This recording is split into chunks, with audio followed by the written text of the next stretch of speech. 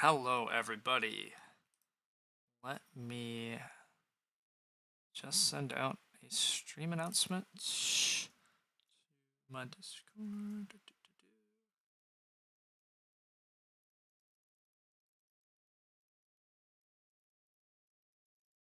All right. So, I am looking forward today to discussing the team tournament at WBC, the World Boardgame Championships. I'm expecting most people that are going to watch this are going to be familiar, but if somehow you've wandered here without really knowing, um, the World Boardgame Championships is a week-long convention that runs, well, it's actually like 9 days. It runs Saturday to Sunday, and it runs tournaments in roughly 150 different games. It is my favorite board gaming convention. I absolutely adore going every year. I'm really excited. It's happening in about 2 weeks.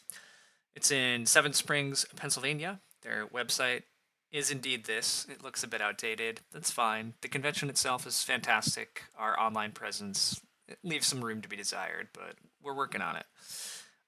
It is a con run by gamers, for gamers, and yeah, if you love playing games, particularly if you love playing games with some, very minor silly stakes or like in tournament formats, there is not a better experience. I have made so many friends there too, because you run into the same players year after year. There's roughly 1,500 to 2,000-ish attendees in any given year. So yeah, it has this kind of like local con feel of like just a lot of people that come back year after year. But it also does pull people from throughout the U.S. and some international. The world is a bit grandiose, but anyhow, while there's a bunch of tournaments going on and all this stuff, there are also teams. You and three of your friends can sign up as a team, 4 players. I'm pulling up the teams page for this year. So you and 4 people can, or you and 3 others, so 4 total people sign up as a team. You can't be on anybody else's team, so it has to be unique. Hey Trey, thanks, thanks for the Prime sub. Yeah, this stream's not games focused today. We're doing silly WBC stuff, but really appreciate the Prime sub. Thank you. Glad you've been enjoying the other streams. Um, which yeah, for the people who are mostly watching this on YouTube, I am also streaming it live, so we'll see if we have some chatters later. Um, but anyhow, yeah. So you and 3 people can sign up as a team. Each person on the team picks a game that they think they're going to win, and then you get awarded team points. Each person gets team points, and the team that gets the most total points will win the team tournament. What do you get for winning the team tournament? A silly little plaque, just like everything else in WBC. There's no like cash prizes, but the slight allure and winding up on the history pages is all we fight for. But it's a great little level of nonsense. Because we're gamers and we're allowed to over-engineer this crap, the point scoring is a bit obtuse. I'm going to cover it in a sec. But on top of that, there is a meta competition of who can predict which teams will wind up in the top 10, and whoever predicts best will win free entry to next year's convention. And that's most of what I'm doing on this stream. We're going to talk a bunch about how the team tournament works, how you score points. I'm going to estimate a bunch of teams, and I'm going to pick what my top 10 would be. I did win the prognostication once in 2018. I correctly predicted the most teams that would be in the top 10. And then I got free entry to WBC 2019, which was pretty cool.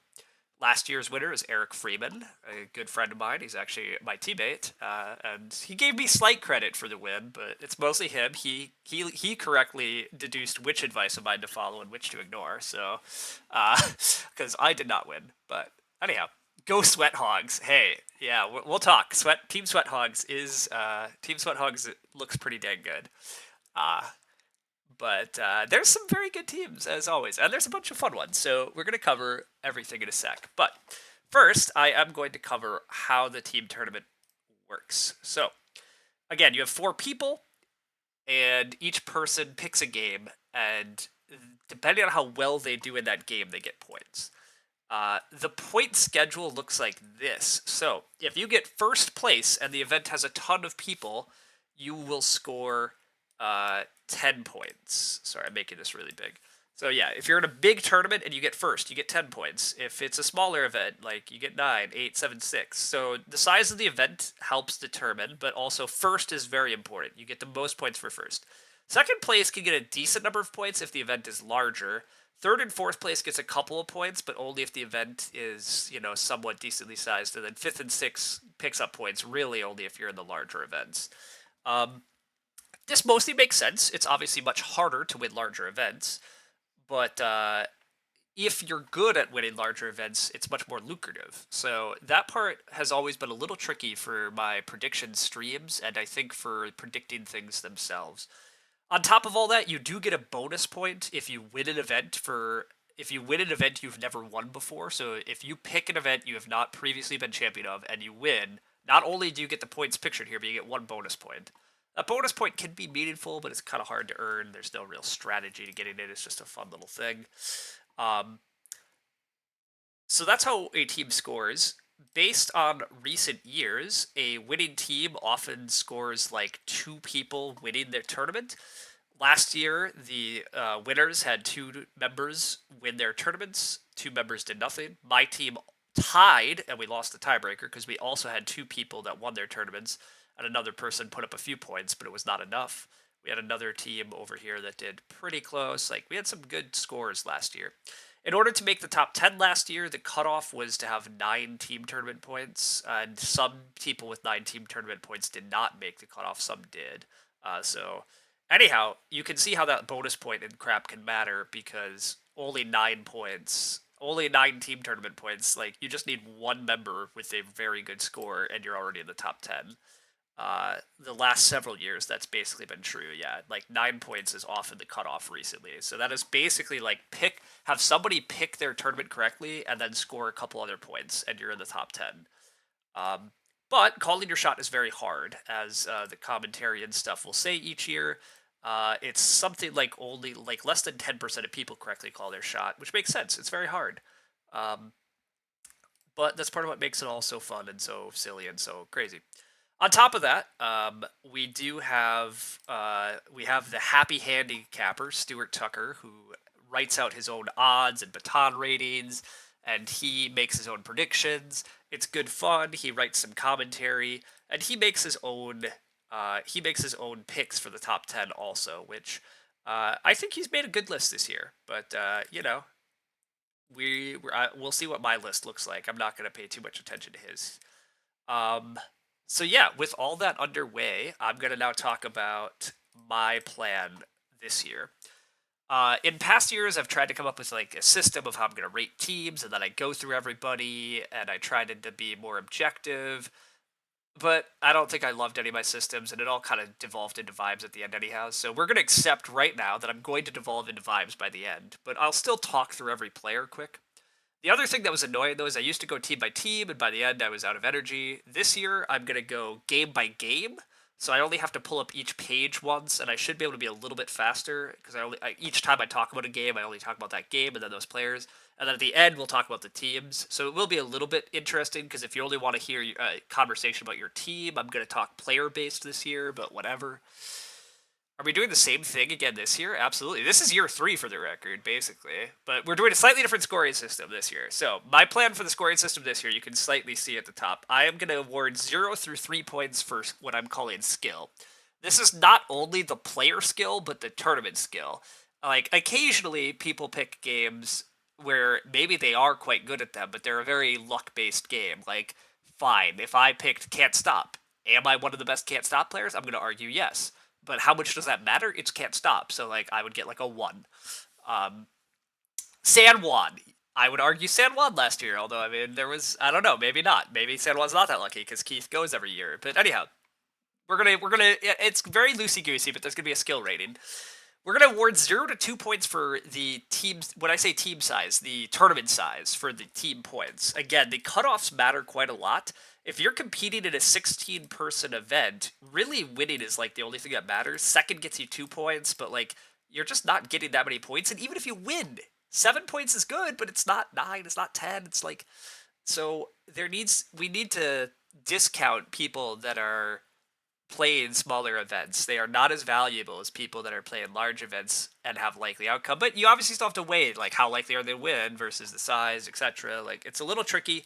I don't know that this is exactly the right level, but whatever. And then I also am just giving myself a 0 to 1 pure vibes. Like, do I like this person in this game? Do I think they have decent chances? Like, whatever intangibles this is covering, I just have an extra point I can award. So people are going to get between 0 to 6 uh, for this. Basically, for the team size, if you're fighting a large event like Terraforming Mars, you're probably going to get a 2. Like, that's a high skill event. And then if you're good at Terraforming Mars, you're going to get a bunch of skill points. And then if I like the overall fit, boom, I'd give you a point. And then that's how that's going to go. So yeah. Oh, okay. So final table at Arc is 4 points. That's your goal. Yeah, yeah. To be clear, Arc Nova is like such a huge event. Like as long as you make the final table, you put up points, and like that's part of why it's very lucrative to go for Arc Nova. Like even 5th or 6th place is putting up 3 tournament points, which is pretty great. Like 3 tournament points. Let's call that. With that said, I have news about Arc Nova, and we'll get there shortly. But holy crap, are people calling their shots in Arc Nova this year?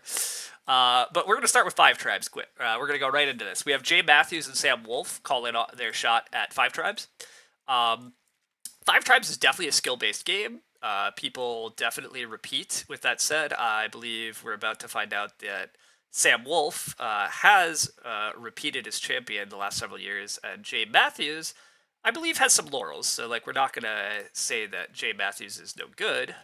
But yeah, Sam Wolf has back-to-back wins. Sam Wolf is very high on the lifetime leaderboard for laurels. Whereas Jay Matthews has picked up some laurels back in 2023, so that's not nothing. But while I think the teams, I think Jay is probably going to get 1 for skill, 1 for team size. So I'm probably giving him a 2. Sam Wolf in 5 tribes. At this point, like he has won back-to-back. He did very well in the online event. He's probably getting a 3. It's still only a size 1, but I really like the fit, so I'm going to give Sam a 5 in 5 tribes. I think that's very likely to go well. All right, we have Derek picking 6 5S. I had to just look this up, and I forgot what it even is. 65 squad leader, sorry, 65S. This is a brand new tournament. You heard that Chad guy is pretty good at 5 tribes? He is, but Sam Wolf, that Sam Wolf guy. That Sam Wolf guy is spooky at 5 tribes nowadays. So anyhow, 65 squad leader is a game I know nothing about. It's being contested for, I think, the first time at WBC, or it has history that I don't know about. I'll give him a 1 for skill because he's calling a shot, but I know nothing else. I expect the event's not very large. I would not put a lot of weight on that. I don't know anything about it. All right, we have 7 Wonders Duel. We got both Ed Raider and Lou calling themselves. We do have team names here. I'll discuss team names later. But yeah, this way we can just kind of talk about a game at a time. 7 Wonders Duel is a reasonably skill-based game, but there's also a decent amount of luck. So it is a large event, which is good. It tends to cross the 64-person threshold pretty easily, but it does not appear that Lou or Eric have won this event. So I'm going to probably give them each a 1 for skill, but it's a large event. It's not likely, though, to get the very largest, and it's difficult. I'm going to give them each, like, 2s. I think they're both reasonable bets. Like, you got a shot, but... 7 Wonders for Eric Speaker. 7 Wonders is also a large tournament WBC, but again, you have to play 2 games. There's definitely some luck involved. Eric Speaker does not appear to have any wins. Not filling the individual column breakdowns? Oh, definitely not. I for sure... You want me to do individual column breakdowns? I feel like it's going to take me so... I'm worried about how long that's going to take me. I was thinking I would just very loosely verbally state it, but I guess I could run it quick. You guys are going to have to give me feedback on that. Anyhow, Eric Speaker does have a couple laurels, at least.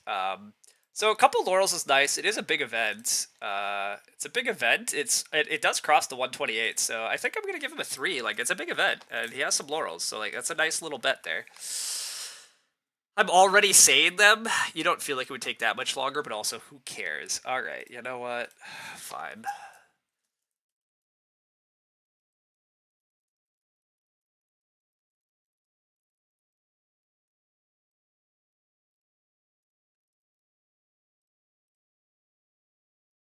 All right. Now, see, now we're also watching me try to make my thing look nice quick on the go.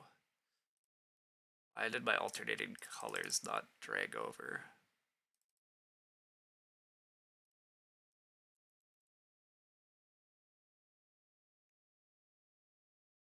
All right.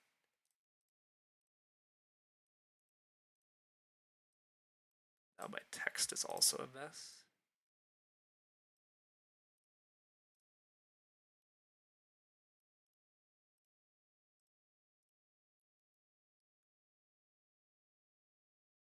See, this is what we get when we're doing stuff live. But if this hurts you too, Lumen, the format painter, yeah, this is bad. See, like, watching me format a sheet is no good. I'm not good at formatting. It's all painful. It's painful to watch me move over. All right, whatever. We got there. We got there. All right. Okay.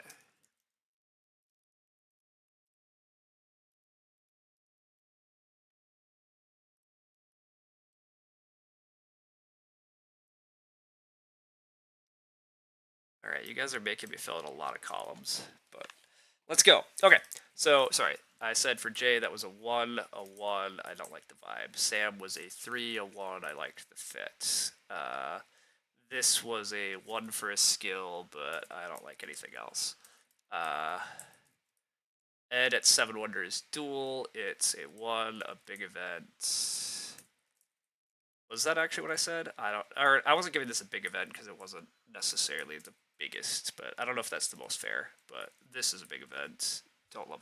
I actually kind of like this bet. I don't know. I could maybe give a vibe there, but all right. There's a button for this. I'm aware. I probably should have clicked it. It was right there, but whatever. You guys are watching. I tried to set my sheet up, and now you guys are asking for stuff. You better be happy. That's all we get. Blanks can be easy zeros. Okay, fine. I don't have to enter the zeros. Sounds good. I will stop entering the zeros to speed it up a little. All right, we have 18XX. 18XX is Bruce Beard's event. He wins redonkulously often. Bruce Beard, you will notice, has won the event. You know, he misses like each decade. He lost in 2012. He lost in 2023, but you know, otherwise just dominated Bruce Beard. Just absurd domination by Bruce Beard. So Bruce Beard is indeed one of the best bets. The 18XX tournament is actually kind of a mid-size event. It does break 32 players at least. So for Bruce Beard, he's getting a 3, a 1, and I love the fit. I love betting on that. Anthony Daw, did Anthony Daw have laurels or not? Anthony Daw picked up laurels last in 2002, so that spooks me a lot. I will give him a 1, but I don't feel great about that. I would bet on Bruce Beard. You are much happier. Good, good. Use some Lumen channel points for quick Excel consultation. Nah, to get the Excel consultation, it would take longer than if I just powered through. So we're powering through, but I gotta. I know for a fact that I don't want this stream to drift into 3-hour territory. So like I gotta be hitting these discussions fast because I want time to discuss overall at the end too. All right, Air Baron's up next. Air Baron, we have John Kusis betting on himself. I believe John has won this event a good number of times. Yeah, although quite a long time ago. He still is the lifetime leading laurelist. He tends to put up laurels, yeah, like third. But he's not winning very consistently. So it's a decent skill game that he consistently contests. The player count, though, really varies. I'm going to give him a 2 for skill, and I will give him a size point, but that might be a little high. Like, I don't know. This is reasonable. He's a decent bet, but who knows? All right, we got Acquire next. 3 people are calling their shot at Acquire. Steve Packwood is a multi-time champion at Acquire. We like that as a decent bet. Acquire also breaks the size 64 threshold quite often, so that's good. I am realizing that the size threshold is a little bit fuzzy here because like I kind of want to award these events that are size 64 plus, but if I'm giving them a 2, can I give the largest events a 2? I guess I can. We're gonna do what we're doing. All right, but yeah. As for acquire, we have Packwood with several different titles. Although recent years, Steve Shambita cleaned it up one again. But anyhow, Steve Packwood has some very good laurels. So, but Carl Sykes and John. We also have, yeah, John Horton and a Carl Sykes. Skies? I don't know.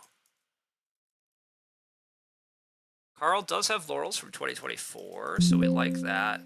But John Horton appears to have nothing. So, what we're going to do, we will give Carl a 1. We will give John a nothing. We'll give Steve a 3. The tournament size, we'll go with 1s. We could argue 2s, but I mean, there's no way this event goes to 128. But it is very likely to break 64, which is good. I'll put a 1 for vibe on Steve. I like the bet on Steve. I'm beginning to realize the vibe is often just actually just rewarding the best players, but you know, whatever. That'll help them really stand out. Of like, this looks like a very good bet, and will help rise those teams. All right, ACS is Atlantic Storm. I know nothing about Atlantic Storm. I don't even know if you can be consistently good at Atlantic Storm. I don't even know that ACS is Atlantic Storm. I should make this page bigger and it'll make me happier. It is Atlantic Storm, ACS. Okay, I am right. We have Jeff Heidman. I mean, it does look like there's a couple people that consistently win, but don't know about Jeff. You can't wait for the Ryan Acquire call one day. We'll have to change the team name. I don't know that I will ever call my shot at Acquire. Anyhow, Jeff Heidman has like a good amount of laurels in this event, so that's encouraging. But the last ones came a while ago. How big is the tournament though? The tournament is pretty dang big. So, I'm gonna go 1-2 for that. Like it's a big tournament, but all right, Kevin at Advanced Civilization. So this is an interesting one. Kevin is, I believe, the best Advanced Civilization player according to Laurels. Yeah, Kevin is widely the best one. But how often does he actually win? And how big is the event? The event rarely crosses the size 32 fresh. It sometimes crosses the 32 threshold, but it's not guaranteed to. And if it doesn't cross the size 32 threshold, like he's basically win or bust. So like Kevin is high skill, but like he's in a small tournament, and I don't know that I really vibe with that. So like I think he just gets a Pier 3, which puts him on pace with a lot of other like more mid-range bets, despite how good that looks. It's just like his only way to put up points is to win, and even if he wins, he gets like 7 points. So all right, Sweat Hogs, we got AJ, we got to discuss Through the Ages. So this is another kind of interesting one. Through the Ages, wildly high skill. AJ is the best Through the Ages player. It's not even like it's actually wild. Like AJ is not the best Through the Ages player at WBC. AJ just recently won the like World Championship, the multi-round like play 2, 3, and 4 player games to find the best player. Him and Galen got there and he was first, and like he got to meet a lot of do some cool shit. But anyhow, like literally the best player in the world through a like year-long tournament of multi-number of games, AJ emerged. So anyhow, wildly good at Through the Ages. However, Through the Ages doesn't even crack 32 people at WBC anymore. So again, AJ is going to get a 3, although also, by the way, there are some wildly good, like, despite how good AJ is, AJ has helped raise, and like a bunch of people around AJ have practiced a lot and also gotten wildly good. So I think AJ still gets a 3 for the skill, but the tournament is not a big size. And honestly, there are such competitive people, I don't even know that I'm going to give him a vibe point. Maybe I will. No, I'm not. No, screw it. No vibe point. AJ is just a pure 3. All right, Agricola's up next. So Agricola is a mildly similar story. There are wildly good Agricola players at WBC. However, Agricola is a bit larger. It does break the 32 threshold consistently, and it's getting close to breaking the 64 threshold. So I'm going to give it a size point, but AJ hasn't won in 3 years despite how good he is. Yeah, that's sort of what I'm getting at. It's not that AJ isn't good, it's that the field is also, like, the people left playing through the ages with AJ are very good. AJ consistently does get some point. Like, AJ often is getting laurels for through the ages, but because of the size of the event, it really only matters if he wins. And so, like, I don't actually think he's that valuable of a team tournament member when he's picking through the ages nowadays.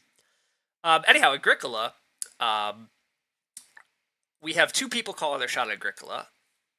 One of those is me.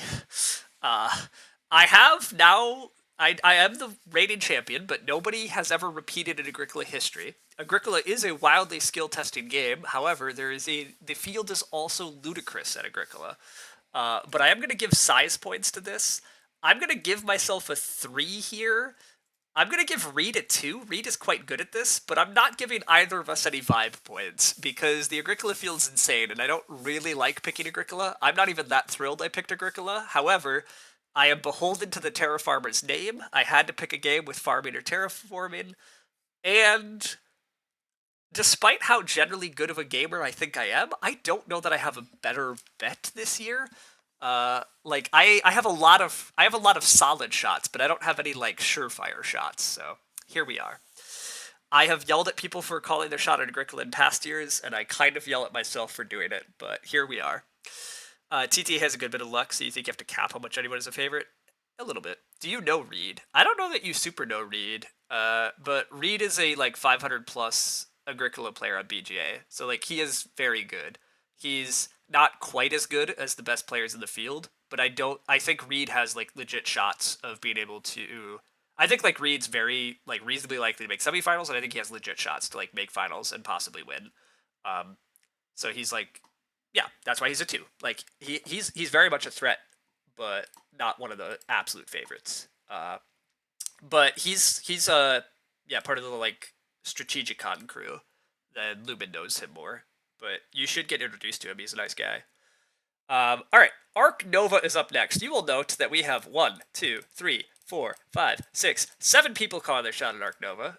You will note that for the team tournament point of view, only 6 of them could actually even possibly get rewarded for this.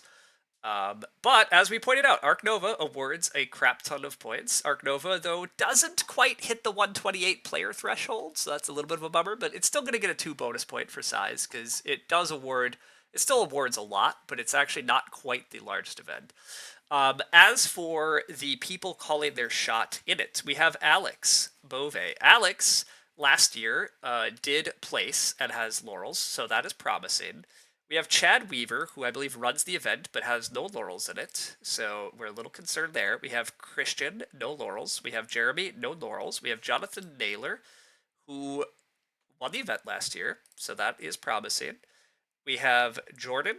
I don't believe any laurels. Jordan, nope. Now, the event has only run for 3 years, and we also have Robbie, who has no laurels in this. Now, so we're going to give Jonathan a 3, because he won. We will even give Alex a 3. He's put up laurels, and that's hard enough. The size of this event is going to get 2s for all of these players. And the other people now, I don't really know how much these folks know. It is a very skill-testing game. Without knowing their skills, I'm going to assign a 1. Except Robbie's skill I do know. Robbie's very like highly rated on BGA, and he's been playing a crap ton of games with me and Andrew and Lumen and Mike, and we all collectively have gotten pretty good, and we're all trying to see how well we can do this year. My argument's going to be that we are collectively about as good as the best people at WBC, but we're not going to know that till we test ourselves. So Robbie will get a 2 just for what I know, and I am going to give Robbie a vibe point because I enjoy this, and I think Jonathan gets a vibe point here too, though. I like the fit a lot. Alex getting a vibe point, I'm going to hesitate a little because I think the field has suddenly got quite a bit harder this year. Now, is Alex as competitive? Potentially. I have not really played Alex in Arc Nova, so I don't know. And I am very biased towards the people on my team and that I play with. So anyhow, Arc Nova's a wild one. We'll see how this goes. You have watched Chad play online, and 1 is correct there. Okay. I mean, without having any real insight, I'm at least gonna I'm generally gonna default to I assume people know what they're doing when they're calling their shots. But again, it partly depends on the game. But since Ark Nova is such a skill tested game, it's like, well, if you have some skill, maybe you're there. Although maybe the argument is because it's just a skill testing game. Unless I know for a fact you have a lot of skill, you should get a 0. But again, we have to power through. We have to power through. Alhambra. Alhambra is a decently, like, somewhat skill-based game, and it's kind of a mid-size event. But I think calling your shot at Alhambra is incredibly hard. I don't think anybody, like, consistently wins Alhambra. But Alhambra does have a nice size. It actually used to break 128. I mean, it's been struggling more lately. So that's interesting. Who called their shot here? We have Vasil and Lori. So Vasil does have a bunch. Vasily has a lot of laurels. But Lori does not seem to. So I'm gonna go with 1 and a 2. I'm gonna go 1 on the size of the event because it looks like the event could drop below 64, and I'm not really gonna vibe any of that. ALL is up next. I have actually no idea what ALL is. Why can't I immediately clock what ALL is? I don't know what ALL is.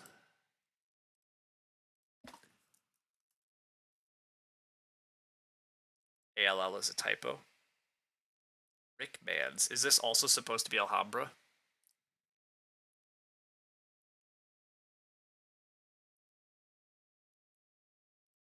I did not catch this earlier. Does Rick Mans have laurels in Alhambra?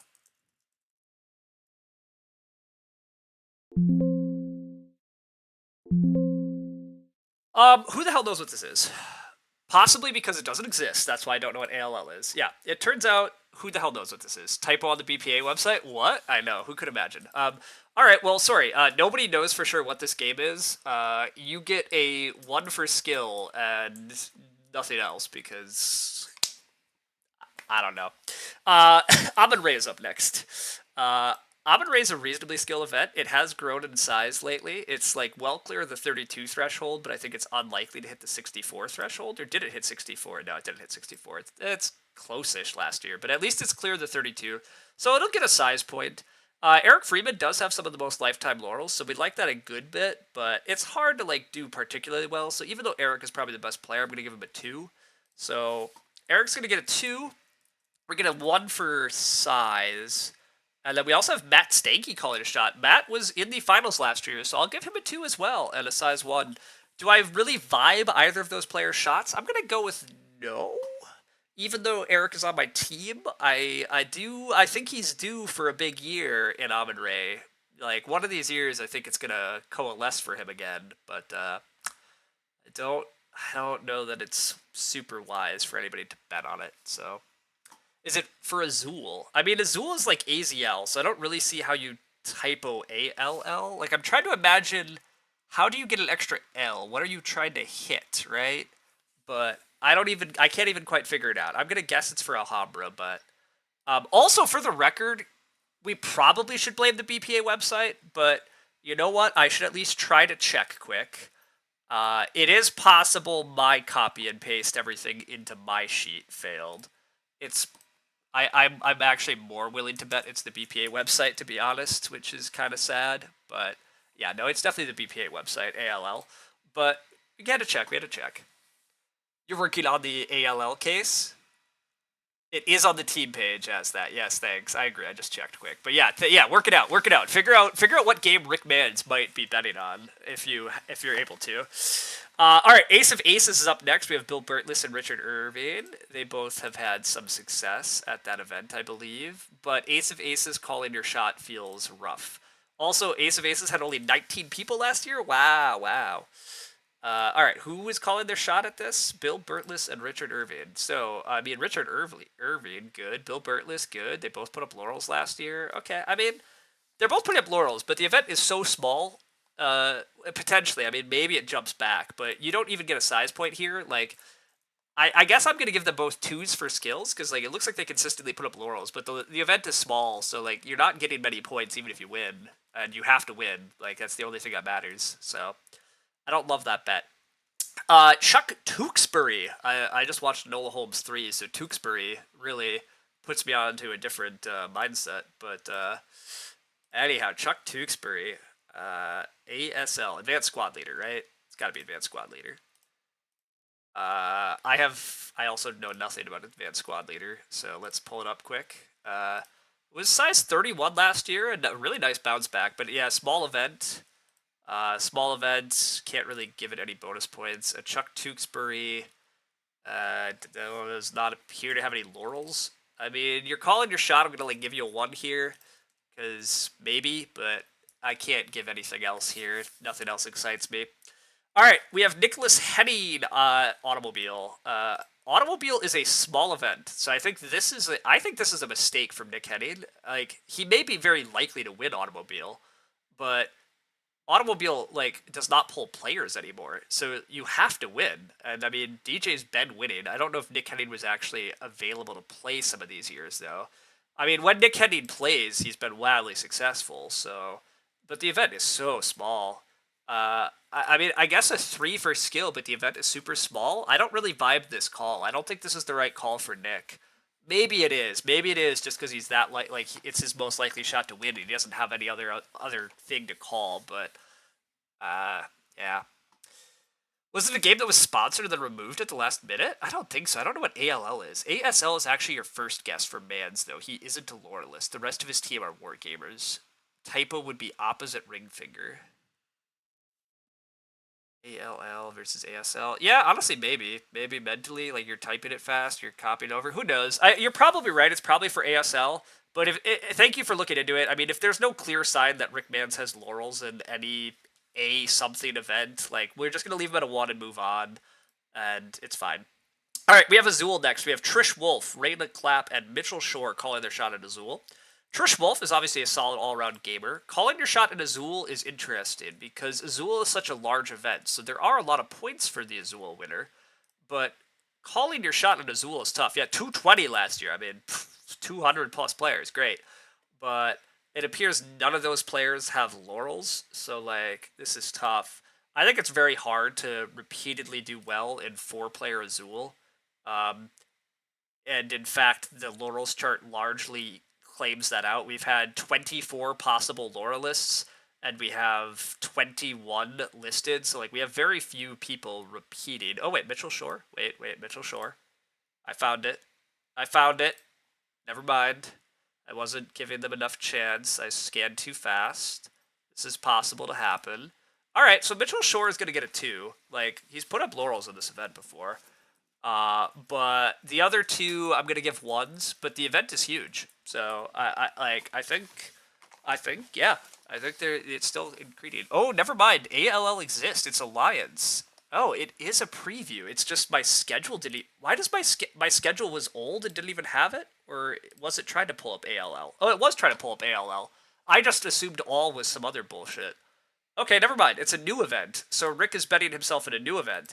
I mean, I'm gonna go with what I have then. For a new event, like I'm giving you a 1. It may not pull that many people, but thank you for working this out. Alliance, new event. Have fun with it. All right, we got B17 up next. B17. We have Andrew and Chris calling their shots. B17 is you like all show up in a room and fly combat and stuff. I don't know. It's supposedly very fun, but I don't think people like repeatedly score here. Yeah, people do not repeatedly score. Well, actually, apparently Paul used to, but I don't know. Some people do. I'm gonna put a bunch of 1s here, and the tournament's a good size though, but I don't love those bets. BAR, we have John, Mark, and Tim calling BAR. I don't know what BAR is. Should I know what BAR is? Battles of the American Revolution. Aha. All right, Battles of the American Revolution, not a particularly large event, so going to get nothing there. And then we have John, Mark, and Tim. Mark is way up there. John and Tim, they're all laurelists. But Mark has like a wild number of laurels at this event. So Mark's going to get a 3. These other guys are going to get 2s. but I don't. The size of the event just does not make me thrilled about like it unless it breaks the 32 threshold. It's a bit more exciting. Mark does win reasonably often. If you want to bet on him, I don't think that's a crazy call. But all right, we got BAT next. Kerry and Sean are calling themselves a battle line. Kerry's a good all-around gamer. Sean is like a battle line specialist. So I think I like Sean's call at battle line. Yeah, Sean has won a good amount, although I mean leading Laura list, but I might only give him a 2 because it looks like a little bit tricky of an event. It doesn't look like Kerry has any particular claim to laurels. Did Kerry laurel last year? It doesn't look like it. I mean, it's possible Kerry's been practicing battle line a bunch, but without any clear evidence. I'm going to give him a 1. I'm going to give Sean a 2. The event size is definitely solid. But I should be giving probably more vibe points than I have been. But I don't know. None of these I'm super vibing with yet. But whatever. All right. BKN, we have Mark, Marvin, and Nels. I believe this is Breakout Normandy. Again, there's a bunch of war games at WBC, which is great. I love it. I am far less knowledgeable about what's going on at those events. We do have 22 players, so we at least cracked the 16 threshold, but yeah, definitely no bonus points here for size. Nels is up there. Kevin Hammond was up there. Were we looking for a Kevin Hammond? No, we were looking for Nels, Marvin, and Mark. Mark is up here, and Marvin is maybe somewhere. Maybe I missed him. Oh, there he is. Yeah, he's up there.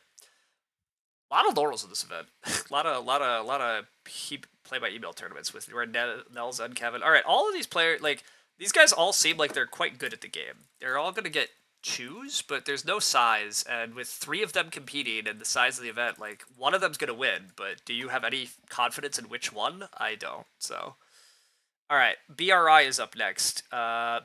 I actually don't know this. I do not know this. I can't immediately clock it. Britannia, duh. Never mind. I should have clocked that.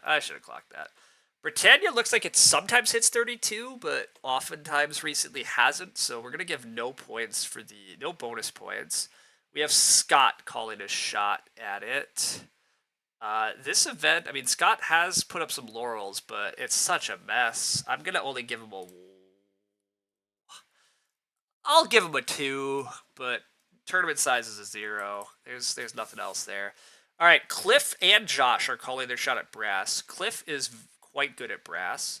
With that said, Brass champion last year spooks me in that David Cedarquist seems quite good, but Cliff got second. I mean, okay, so Cliff is good. Cliff is definitely good, and then Josh. I don't recognize Josh's name. But Josh could be attending for the first time. Brass is certainly a skill testing event. But yeah, Cliff, I think Cliff also did well in 2024. Yeah, Cliff is like back-to-back seconds. So, you know what? I'm going to give Cliff a 2, but I'm going to give, and this is a size, I'm going to give a 1 bonus point for the size, right? It actually broke 64 last year. Yeah, that's nice. Definitely a size, definitely 1 bonus point. Josh will get a 1. I'm going to vibe Cliff, though. I think back-to-back seconds. I think that's a good bet. I think that's a nice fit. Like, good size event, has solid recent performance. Like, that's a bet that we want to take.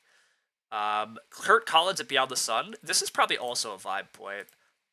Beyond the Sun, Kurt has he ran into me. He ran in the finals the first year, and then he ran into me in the semis last year and got laurels. So he's like a back-to-back laurelist in this event. So like he's pretty good at it. Yeah, pretty good. Laurels last year. The event is at least breaking 32 consistently. So I'm going to give a size. I'm going to give a skill of 2, a size of 2, a size of 1, and I'm going to give Kurt a vibe point here. I think this is a decent bet. Like Kurt could be a breakthrough Beyond the Sun player. I think Beyond the Sun is like quite reasonably skill tested, but also like I think at this point the top players are kind of all as good as each other. So like any of them could break through. So I think I like that bet. I think I like that fit. All right. BXC, Boxcars. Boxcars, to my knowledge, is an event that you go have fun at, and you do have to make decisions, but I don't think anybody consistently like rocks this. And indeed, the Laurels chart looks like nobody consistently rocks this.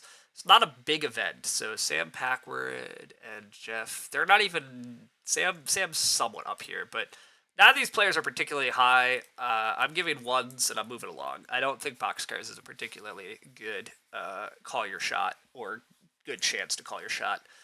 Cities and Knights for Peter 2. Catan Cities and Knights. Catan Cities and Knights, I think, is not a very big event. But I suspect you could get pretty good at it. C and K. Yeah, C and K. Okay. So we are looking for Peter 2. Peter 2 has not won this event, but does have laurels from last year. So I'm going to give this a 2, but I mean, size, no points, and I'm not really going to vibe that one. All right, we got Carcassonne up next. We have a bunch of people calling their shot at Carcassonne this year. 1, 2, 3, 4, 5, 6. We have Rob Kircher, Nicole Bosque, Kevin Hannon, Jonathan Jamel, sorry, Dusty, and Chris. Carcassonne is a big event, and it switched to 2-player this year, so that should make the skill expression a bit easier for a lot of these players to pull off. Definitely a huge event, so if you can get your win, it's great. But repeatedly getting your win here is a tricky one. Look at that Robbie Mitchell guy. Maybe somebody should have let him pick Carcassonne instead of Arc Nova, but you know. But yeah, of all these other names, I mean, there's a bunch of people that are good, but I don't. Are any of these names in the top 10 even betting on themselves here? Dusty, Chris. We have Chris, Dusty, Jonathan, Kevin, Nicole, Rob.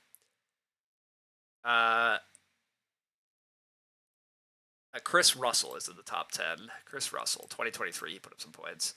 I get that 2-player is different. I guess, like, here's Kircher with points in 2010, but I this is a very tough one to call your shot in. I'm going to give Chris a 2 just because he's in the top 10 on laurels, but the rest of these players all look like they're 1s. The size of the event is getting a 2. Like, if you win, it's great, but I'm nervous about all of these shots, but, you know, just calling your shot in a big event could spike you somewhere. I suspect I'm giving a few too many points to tournament size this year. Like, people that are betting big events are really up there. The only way that you're scoring well in my system if you're a small event is if you are crushing your small event. But also, I think that's not a crazy argument to make. If you look at the top 10 winners, a lot of the unexpected teams are people that just spike a win. So we'll see. Anyhow, we have Cascadia up next, I assume. I don't know why we have CASS. I'm assuming these are both Cascadias with an extra thing. We have Thomas 2 and Matt Corda. Pretty sure it's just Cascadia. And I don't know why. Don't know why there's that extra letter that got in there. Thomas 2 is the defending champion. Oh, we like that. We like that. That's exciting. Thomas 2, defending champion. Matt Corda does not appear to have laurels. So, I mean, we're going to give a 1. And defending champion seems a little good, but how often can you repeat? The event is huge, though. So, we like that. We like if you can compete well in Cascadia. All right, CBC is up next. Combat Commander. We have 1, 2, 3, 4, 5, 6, 7 people calling themselves at Combat Commander. I mean, good luck. I mean, it's gonna work out for somebody, hopefully. This is not a particularly large event. Bob at least is a lifetime leader, so you get a 2 in skill. What else do we got up here? Like Peter, Jordan, Larry are all up here. I don't have time. I want to just power through. All of these players, they might have a shot. I don't really vibe any of this, and the tournament size does not thrill me. This many people competing for one event always spooks me. Like, if all these people think they have a shot, that they want to call their shot in that event, not great. Speaking of all these people think they can call their shot, we have 4 people calling their shot at Castle of Mad King Ludwig, which is spooky. Castle of Mad King Ludwig, definitely a good size event. But yeah, we have back-to-back wins by Emmerich. Otherwise, Steve won 3 years in a row, or DJ had won 2 years in a row prior to that. Like, we do have people that are consistently like very yeah. We have people very consistently competing here, so that part's good. So I like Emmerich at least is back-to-back champion, and the size of the event is like it's not pushing the 128 barrier, but it's well clear of the 64. I will give it a 2. Um, but April Wills, like I'm gonna give a 1. I don't see April there. I don't see Preston up in there. Drummond, I think, has some laurels. Drummond might get a 2 here, right? Yeah, Drummond has laurels, and even in the play by email recently. So like, I think it's a little less surprising if he were to spike a win in this event.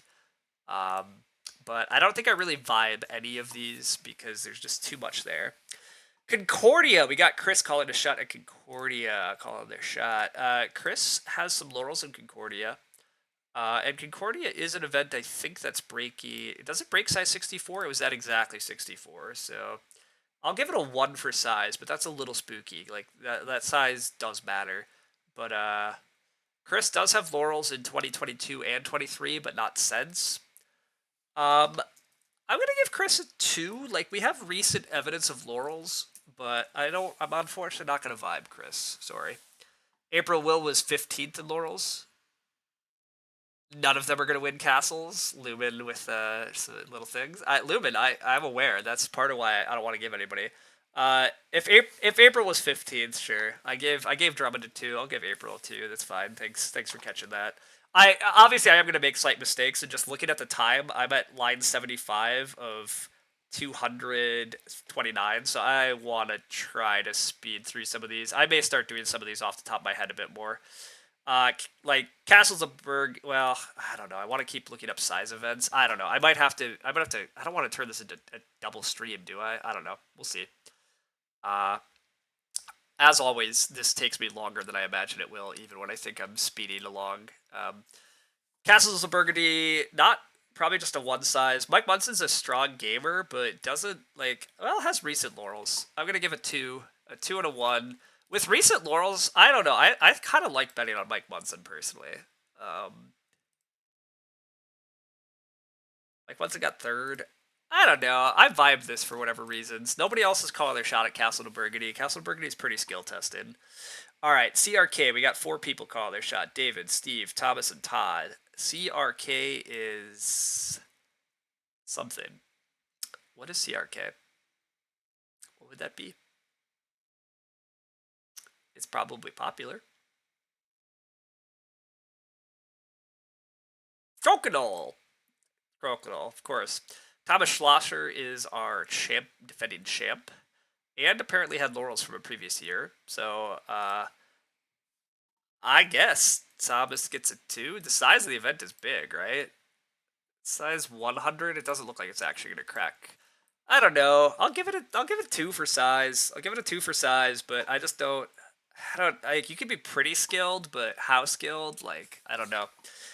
And it's not quite 128. So anyhow, he missed Preston for tournament size, but do you think the others were correct? I don't know about anyone else, but you expected 3 hours. Yeah, I don't have 3 hours today, so Crocodile, yeah, thanks. CMK, some people get 2 size, others get 1. I probably just screwed up. Oh, CMK, I just missed. Yeah, tournament size. Sorry, I did not fill in tournament size for everybody. That's my bad. Thank you. See, this is the other reason we shouldn't have forced me to do this. No, I'm just kidding. All right, Catan, John and Catan. Catan's a fun bet, right? Catan's a big event at WBC. I don't know if John has any laurels. John beyond. I don't immediately see it.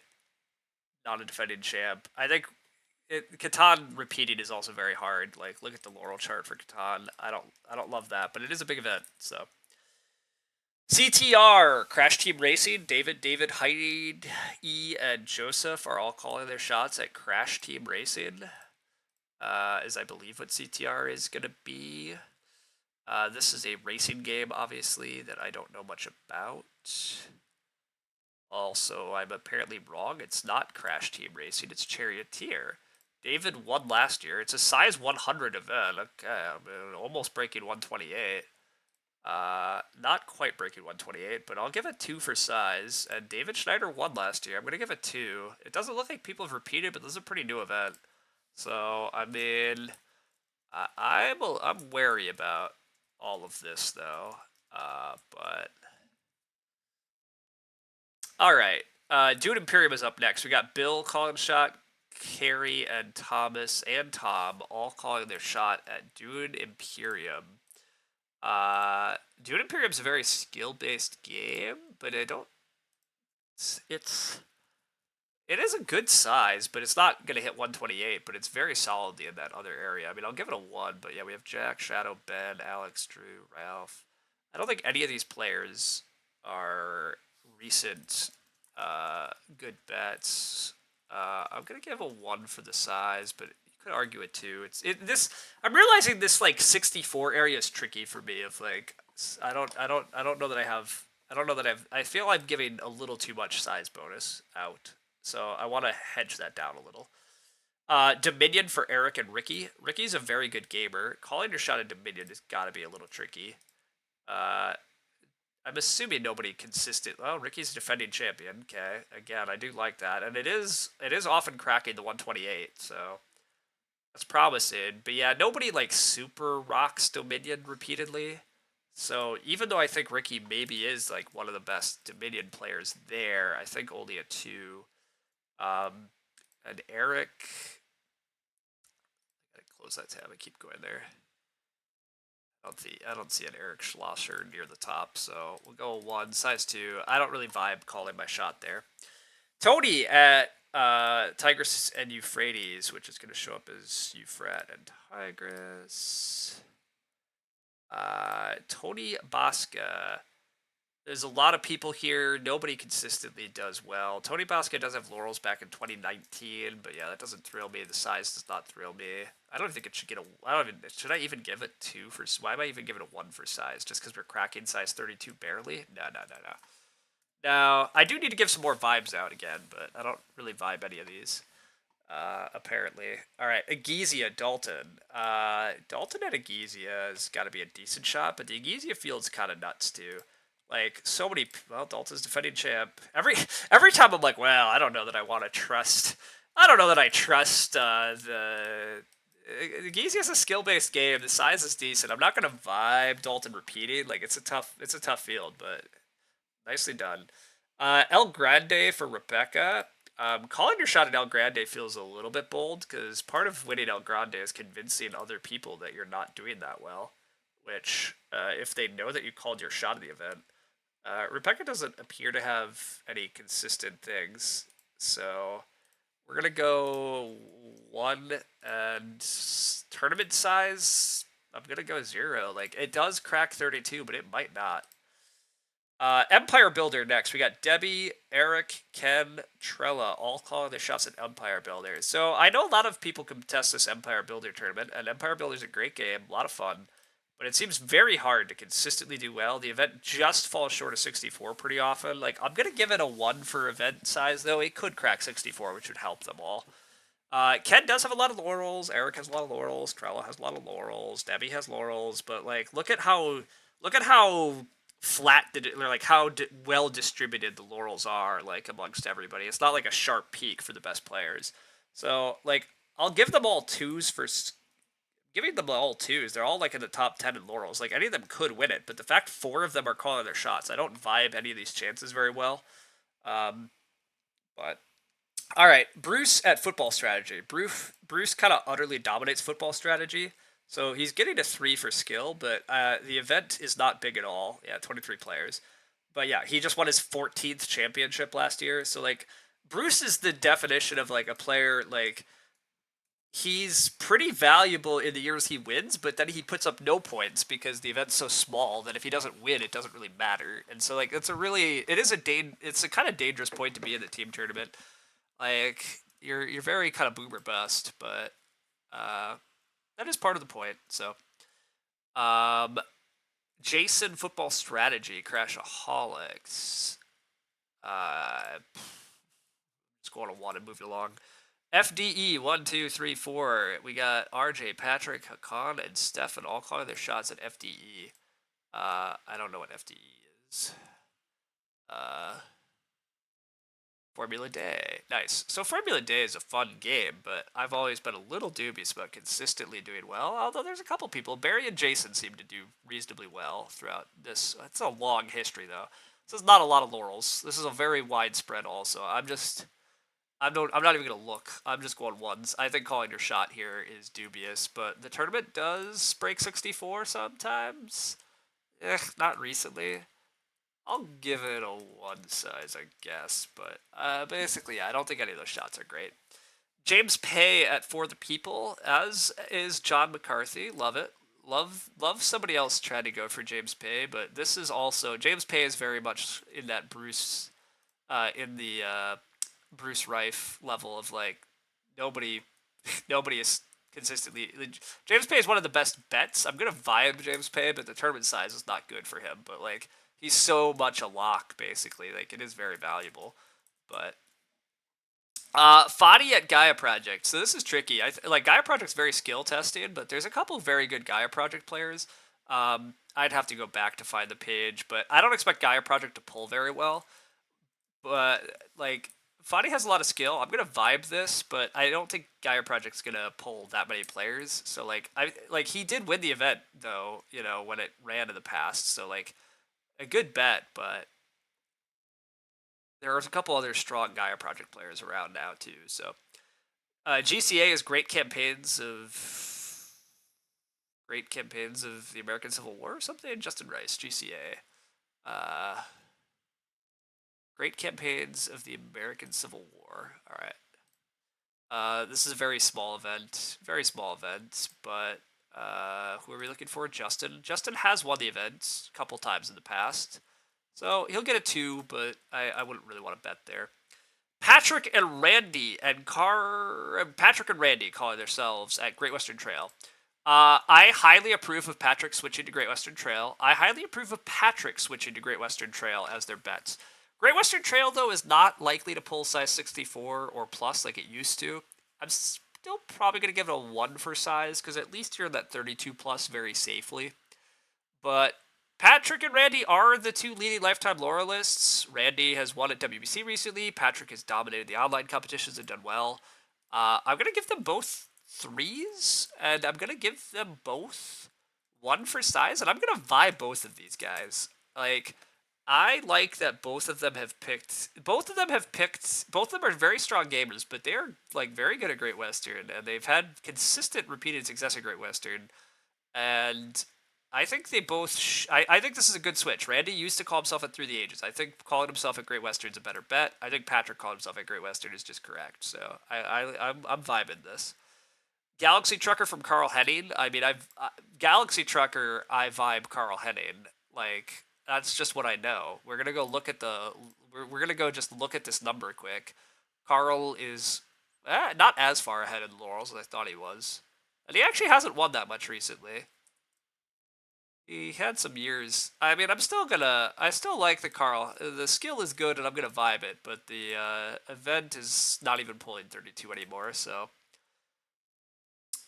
all right, HET. I don't even know what this is. I have no idea what HET is. Heat. Of course, that's why I don't know what it is, because I don't play Heat. I pretend it doesn't exist. Kind of interesting that only one person is calling their shot in Heat, but that person doesn't even appear to have laurels. So I mean, he does have more skill than I used to give it credit for. The tournament size is nice, but Michael and Ted calling their shot at Here I Stand or History of the World. What is that? HIS is Here I Stand. All right, Here I Stand does crack 32, so it usually cracks 32. It's not guaranteed to. Michael Dower has great laurels, and Ted, I don't see. So Michael has great laurels in this event and has been a very good team bet in the past, but the tournament size is not very good, so I don't like a lot of this. HRC, we have Hannibal Rome versus Carthage. Yeah. Also, how far? I'm an hour into the stream, and I am not quite halfway through the teams. Yeah, this is gonna be slightly longer than I thought, but I don't know why I ever thought I could be faster. All right. Hannibal Rome versus Carthage. We're betting on Chris Trimmer and Randall McGinnis. Randall McGinnis is up there, but as are Chris Trimmer, but the very top players are so far ahead. I'll give them twos, but uh yeah. But the size of the event does not thrill me. It's been dropping below 32 recently, so yeah, nothing else there. HWD with Bill Beswick. I don't have. I also don't know what. Oh, History of the World. Duh. Okay. I don't see Bill as a recent champ. History of the World is at least decently attended. I'll give a 1, but doesn't look like the greatest of bets. Tom Druding at IMS. What the heck is IMS? IMS must be. Oh no, it's not new. Imperial Struggle. Imperial Struggle is newer though, right? Yeah. Okay. Tom won it once. Tom did well last year. So I mean, it looks like Tom's a good bet, but it's such a small event. I don't. I guess even a 3, like reasonably good bet, but to get so few points, like, yeah. Holiday Sicenti and Ingenious. I'm just gonna. Ingenious is a giant event, but calling your shot at Ingenious or trying to be particularly good at Ingenious, I'm just moving on. I don't. I don't trust Annabelle and Jeffrey at Ivanhoe. Ivanhoe also feels like a tough event to consistently perform in. Um, Indeed, nobody's throughout Ivanhoe's history has consistently competed in Ivanhoe. Like, the skill ceiling is just not there for me to like your called shot, but the tournament size is nice. JCY, John Company, Jeff and Ted calling their shots at John Company. John Company is also a very interesting game, but it's still wild to me that it's a tournament. Um, the tournament is not breaking 32 players, probably, and also it looks very hard to call your shot in this event. I'm also just not a believer here. Uh, so maybe split the screen as half site, half sheet. That kind of thing speeds you up. Yeah, I thought about doing that. The one issue is my streaming setup doesn't like it anymore. So unless I'd have to figure out how to my browser could be half and half. But in order to make my stream settings work lately, so that my computer doesn't slow me to a crawl, I had to not actually show what my screen is. I had to have it just show what the browser has, which has luckily led to my computer not crashing during streams or whatever. But I agree, the flipping back and forth is a little annoying, but I think it's just what I'm doing. But I agree because I have to keep like looking at names back and forth. But oh well, yeah, it is a bummer. Although there should be a way to like do it within the browser, but I don't know off the top of my head, and we're powering. Why am I even looking up King of Tokyo? It's King of Tokyo. It's going to be a big event, but calling your shot in King of Tokyo is also crazy. Kremlin, we have Pete Stein and Mark. So I'm gonna look up Kremlin just for the fun of it, but Kremlin. Oh, Kremlin is slightly bigger than I thought. I was gonna give Kremlin. I'll give a size 1 dude, but like, so Pete Stein has won this event, but like, look at this is also just a messy event to like call your shot. And I mean, Pete Stein does have the most like lifetime laurel or second most lifetime laurels, but I also think calling your shot in Kremlin is kind of wild. But it is very fun, so like it might work, but I don't think it's a high. It's not a high. It's not a great bet. Uh, LDW. What is LDW? Lords of Waterdeep? Must be Lords of Waterdeep. Peggy at Lords of Waterdeep. Lords of Waterdeep, there are some people that are pretty good. LDW. Lords of Waterdeep is LWD. Is LDW, is that something else, or it's just another typo? I'm leaning towards typo, almost certainly, but LDW. I'm guessing Lords of Waterdeep. Peggy has laurels in Lords of Waterdeep from last year, so I mean, I'll give a 2 and a 1 for the size, but yeah. Whoops. Kremlin, yeah, Kremlin's good fun, to be honest. Kremlin's such a silly, ridiculous game. I did get to play Pete Stein in Kremlin last year, and he beat me. So maybe I should give Pete, I should give Pete a little more credit, but I don't know. Uh, LID is Liar's Dice. Liar's Dice is a huge event, but I don't even. Technically, I say the skill is 0 through 3, right? But I've just been giving everybody a 1 at least. I've really been calling skill a 1. I'll continue to call skill a 1 to 3. I won't start changing, but I'm beginning to realize I never have zeroed out skill. As long as somebody's calling their shot in the game, I'm like convinced they must have some bit of an edge that they're trusted. But that's reducing the skill expression range that I'm actually, which is probably not great. But I also don't really want to give anybody a 0 for skill, so we won't. Andy at Leaping Lemons. Andy, actually, I might have to give Andy a 2 at Leaping Lemons. I mean, calling your shot at Leaping Lemons I thought was crazy, but then he won last year. And he has the most lifetime laurels. So I can't believe I'm talking myself into giving Andy a 2 at Leaping Lemons, but I'm going to do it. I'm not going to give a size point, though. It doesn't look like Leap. Well, I maybe should, but Leaping Lemons is like really unlikely to go to size 64, so we'll average out the team size and skill and just give Andy a 2 and move on. Eric at LST, that's Lost Cities? Probably. Yeah, Lost Cities. And we have Eric Hufford. Is Eric Hufford? Eric Hufford is up there at Lost Cities, but Lost Cities is also, look at this event. Look at how spread the event is. I'm not, the size is huge, but calling your shot at Lost Cities is hard. Richard Meyer also calling a shot at Lords of Waterdeep. Richard Meyer is a wildly good player of games. Is he particularly good at Lords of Waterdeep? Oh, he is. I mean, reasonably so. Alright, sure. I'll give the 2 and the size 1, but... Memoir 44 for David Wolf. Memoir 44 is an interesting game. It's a good time. It's a pretty healthy event. But David Wolf is not one of the, like, lifetime laurelists, so a 1 and a 1, and we'll move on. Medici for Carmen and Jeff. So Jeff's a very good gamer. Calling your shot at Medici, though, buddy. Hey, Jeff, you're a bold man, which I guess we all know. But you have decent laurels in Medici, but I don't know. I think I trust Jeff and Medici and nobody else. Medici does have skill, but I don't feel great about it. But it's a well-attended event. It's a well-attended event. So, if you wanted to vibe Jeff Meyer, I don't think it's crazy. Betting on Jeff Meyer is often a good strat, but I will not. I'm not gonna immediately do it here. We have Harry at MMS. This is March Madness, right? A good old sports game. Yeah, nice sports game. So Harry has good laurels, but he hasn't laureled the last couple years, actually. So it's not that big of an event, although it's been cracking 32 often. I'll kind of average this out and go 1-1, but yeah, I basically want Harry to be a 2, I think. Swinson at Orleans. Oh, this is very cool.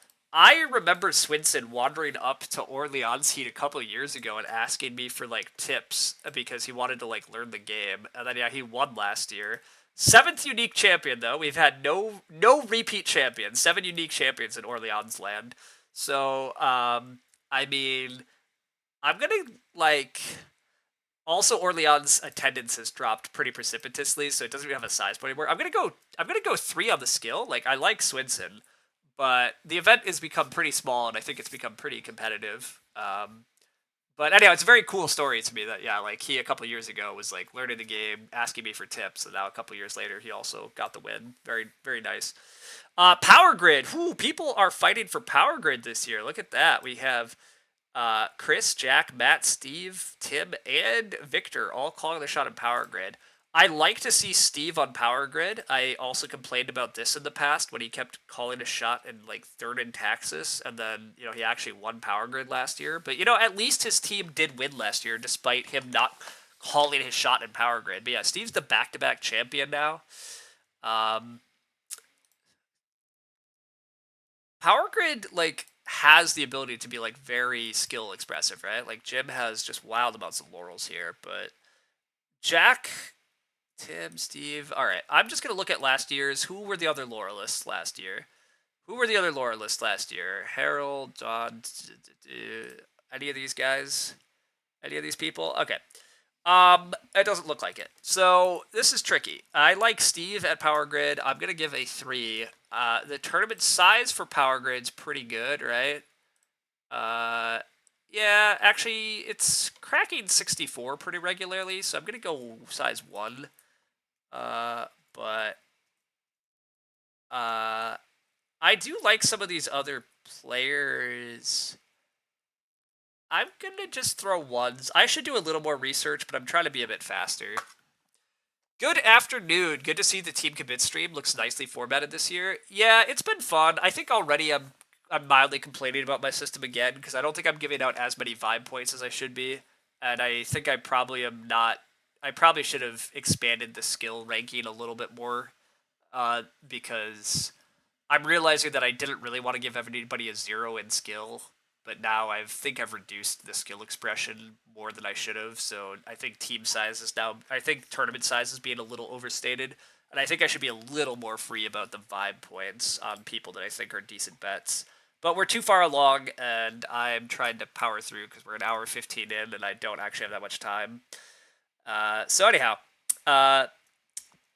Passive Glory is up next. Jeff Lewis and Alex Gregorio. Passive Glory is a war game that I believe one person does very well at, and that's Tom Druden, although hasn't won recently. This is a competitive event with lots of people. Alex is back-to-back champ, and then Tom and Dower are all competitive. I mean, Jeff Lewis, no, but Alex, I mean, back-to-back champ, like, back-to-back champ, I guess, gets a 3, right? You gotta get a 3, but the tournament size is just not very good. Claire at PRC. That's Pirates Cove. I do not have to look up Pirates Cove. Pirates Cove is a decently sized event, but you cannot be particularly great at Pirates Cove. It's just not possible. Jack Wolf is calling a shot at Puerto Rico. Jack, have you won Puerto Rico? Do I have to yell at you once again, another year in a row, for picking events that you don't actually have any history in? Or do you at least have history, buddy? Let's find out. Wolf. We have a Ray Wolf. We have a Trish Wolf. We have a Sam Wolf. And a Jack Wolf, 2025. Put up some Puerto Rico laurels. All right, you know what? Jack Wolf, you're a strong gamer. It's a big event. I'll give you a 2. Puerto Rico is definitely very skill expressive. Hopefully you've been grinding on BGA, buddy. But I don't feel particularly great about that call. But I also don't know what he's supposed to call, so whatever. It's better than his San Juan call last year. I enjoy giving a little bit of flack when I can. So anyhow, Panzer Blitz for Paul. I don't know anything about Panzer Blitz. Is Panzer Blitz well attended? Is Paul good at Panzer Blitz? Panzer Blitz not particularly well attended, although it did crack 32 recently, so like it could. And then Paul. I don't see it. That's a 1. Sorry. Moving on, we have Rob, we have Anthony, Kevin, Ryan, Sam. We got a bunch of people that all think they can go win Raw. If you can go win Raw, you get a lot of points. Yeah, Raw is getting size 2 for points, but not a lot of people consistently are doing well. Anthony, Kevin, Ryan, Sam. Ryan Romanek does have points, but last was in 2018. I mean, Kevin got points in 2024. Anthony got points in 2022. I mean, some of these players get points, and they're like decently strong gamers, and Raw is skill expressive. But Ryan Blorkley, Sam LaFletch, did they get laurels last year? No. All right, I'll give those guys 1s, but it is a giant event, so like if any of these players are correct, like they are worth a lot of team points. Or even if they're somewhat correct, they're worth a lot of team points. So he has not played on BGA once. Whoa, who ended up winning San Juan, by the way? Not Jack Wolf. Very distinctly not Jack Wolf. So, as for, I have insider knowledge now on Jack Wolf's Puerto Rico, and boop, you're down to a 1, Jack. You're a strong gamer, but I don't understand your game picks. Moving on. All right, Race for the Galaxy. We have Dylan. I ran into Dylan at Race for the Galaxy finals one year. Race for the Galaxy is decently sized event. It's hard to call your shot, but I mean Dylan has laurels in it. Yeah, Dylan at least has some laurels in it. As for Tim 2, Tim 2 has some laurels in it too. I mean, both of them have shown some skill, and it's a decent size event. I'll go with that. Bad choice. He's the first four, probably. Yeah, whatever. I think like while Puerto Rico is a high skill event, like very few people at WBC have consistently shown an ability to win Puerto Rico. So I think calling your shot at Puerto Rico is tough.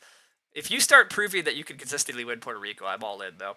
All right, as for Root is up next. We got Luke, Felicia, and Dylan. I believe both Felicia and Luke are like repeat laurelists in Root. So it's not a particularly big event, so that part's a problem. Yeah, Luke and Felicia are number 1 and 2 and have repeat. So I am gonna give both of these players 3 on the skill level, and Dylan I don't see, but it could work out. I'm actually going to give vibe points out here. I think if you want to bet on somebody being able to win an event, both Luke and Felicia have, like, consistently... I mean, Luke's won this event before. Felicia's, like, put up laurels in both the last 2 years. So, that might be a little high, but whatever. All right, Russian Railroads. We have Jennifer and Roger. Interesting. Russian Railroads, I feel like, is a pretty competitive event at WBC, and there's some very good players. And now none of the players who like have consistently been contesting the last. Although it's been look at this. This has been a very fun list. What a list of names of winners and all mixed around. Roger Jarrett does have some laurels. I'll give Roger a 2. And Jennifer, I don't really see on the list.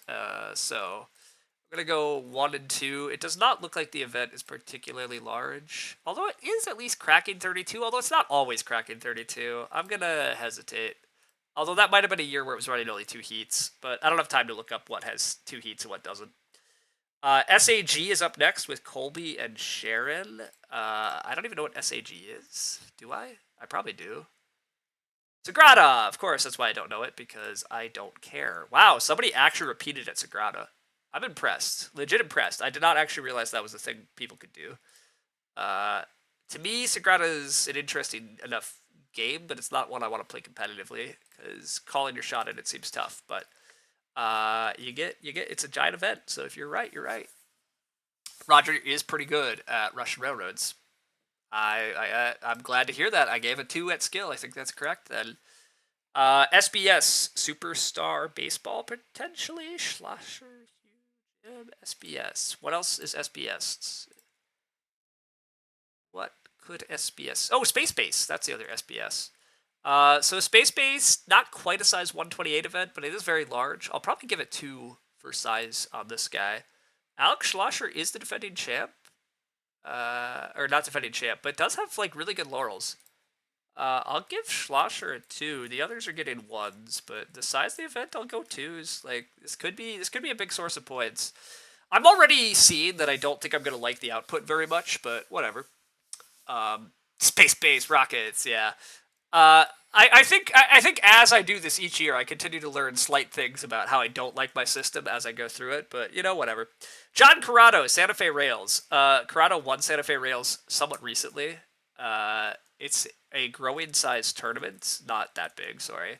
Actually, is Santa Fe Rails likely to cross 64? If Santa Fe Rails is likely to cross 64, I'll give it a 1, but if it's not, I think I have to hold back. Oh, it's not crossing 64. It's not crossing 64. No, none there. But I'm going to give a vibe point to John. Although, we'll talk about this later, but he's on the dice-loving Canucks. This may just be a ruse. It may just be a ruse by John. He may be sabotaging them from within. Chris Kaiser at San Juan. Last year, everybody called their shot at San Juan. Everybody went and competed at San Juan, including me, and everybody's like, nah, don't call your shot at San Juan anymore. Chris Kaiser does have laurels at some point, but yeah, it turns out, I mean, you have skill, and it's a decent size event, so you never know, but it is tough. It's tough spot. John Myers at Small World feels hard to call your shot at Small World because also can't people just be mean to you in Small World? I mean, they probably won't be, but a little bit bold to call your shot at Small World. John Myers. John Myers does not have. John Myers does have laurels. Does have laurels. Did win somewhat recently. All right, you get a 2. Size of the event. It does often break 64. All right, not a bad bet. Maybe ×2 the skill column. That might. Yeah, actually, I like that idea. That might work. No, you're like half joking, but honestly, I think that might actually do what I want. Because I think I'm not expressing the skill aspect as much as I want to be. So I may try that at the end actually. That might help. All right, Splendor Duel. We have Carl Chauvin and Holly Schlosser. So I mean, Splendor Duel. Carl is a very good gamer. But Carl did take second place last year to AJ. You know, guys, your team. We're gonna have to talk about this, but your team has got to stop killing each other in the team tournament. You gotta like figure out separate lanes, or we just need to separate Carl and AJ and not have them be on the same team. Because holy crap, are you guys just cannibalizing each other's points? If you guys would just stop cannibalizing each other's point, your team would be indomitable. But anyhow, did Holly put up laurels last year? No. How big was Splendor Duel? It was 58. I'll give it a point here. I'll give Carl a vibe point too. Like I was a little dubious, but if you got second last year, like this is a good bet. Their 2+ hour Splendor Duel final sounds like torture to you. Team is fine, in great shape, no issues here. You've talked it out. Okay. Does that mean AJ is not going to kill Carl, or you guys are going to throw to each other? What's the answer? 2 hours for Splendor Duel to crime? Yeah, that does sound nuts, but Splendor itself, we have DJ and Luke. DJ is good. Splendor is a giant event, but it's hard to consistently call your shot. Oh, and it's smaller than it used to be. It's not actually likely to hit size 128, although it did change up its format again. And I mean, some people used to call their shots consistently and consistently compete, but I don't see it. I'm going not 4s. I'm going 1s, but I will go not even 2 on size, right? I don't know what the formats change. I don't feel good about it. Scott Sassetti and Ray Wolf calling their shots at St. Petersburg. St. Petersburg is a tough one to do well in. The field is good. The size of the tournament is good, though. And, I mean, Scott, I do know that Scott and... I know both Scott and Ray are quite good. I mean, Ray is the lifetime leading laurelist. I'll give a 3 to Ray, a 2 to Scott. It's a 1 size. I don't think it's crazy if you want to like give a vibe point to those guys, but I'm gonna hesitate. SQL, sequel. We're writing sequel. No, we're doing. I don't even know what we're doing. Squad leader. Duh, that makes more sense. Squad leader does not have a great size. Eric though, that's not an Eric. A John Sharp. A John Sharp doesn't look good. Doesn't look good. Not a big event. Not something I really want to bet on. Lifetime Mistress Getter leader. I mean, you're not entirely wrong. Ray Wolf is partly the Lifetime Mistress Getter winner, but like that's part of how you win St. Pete. Old times, people open infinite stats. Pa is happy. Fair enough. I do agree. I think the St. Petersburg meta has caught up a bit, and I think it's harder to just like luck into it. The game's a little different. So, SRM for Martin and Lisa. This is Star Wars Outer Rim. Star Wars Outer Rim. Lisa does have laurels last year. And who's the other? Martin. Martin last has laurels in 2023. We'll go a 2 and a 1. The size of the event does not get a bonus point. No, doesn't look good. Looks, although if you want to vibe either of these players, I wouldn't mind it, because like these are the sort of players that might break through the tournament someday, right? Like, and Lisa actually is a champion. But anyhow, if you want to like bet that they get their victory this year, go for it. SSB, this is Superstar Baseball. James Terry, Tim Rogers, and William at Superstar Baseball. I don't know how many people compete at Superstar Baseball. Yeah. It is a pretty small event, not cracking size 32, but Terry James, Tim Rogers are good names. Tim Rogers and James Terry? Yeah, I mean, you're both like recent champs. William Kennington, though. William Kennington, I don't like, but both Tim Rogers, Terry James, multiple time recent champions. All right, let's go. Still seems hard to repeat. I'm going to go 2-2-1, but if you wanted to give a bit more points, that'd be fine. All right, we have Chad Martin and David calling their shots at Stone Age, and Tony. All of those players are pretty good at Stone Age. I mean, Chad is the defending Stone Age champ. I thought calling his shot in Stone Age was crazy, and then he went ahead and did it. But, I mean, you could say that he was right, or you could say that it was crazy and it worked. I'm going to stick with it was still crazy, but it worked. But yeah, this is just a wild field. Hardly anybody repeats themselves. So, like, I'll give you a 2. I'll give Dave a 2. I'll probably even give Tony a... Do I give Tony a 2? Like, Dave is usually at least in the semifinals. God, I guess if I'm giving the... Chad does have, like, consistent success. He's very high up on the leaderboard. Does Dave even have laurels? It is a big event. It is a big event, so it's worth a lot of points. It's a big event. I'll give out a bunch of 2s. I don't see... I should look up David. Does David have laurels? Doesn't look like he actually has laurels. Does Tony have laurels? Tony does have laurels from 2018.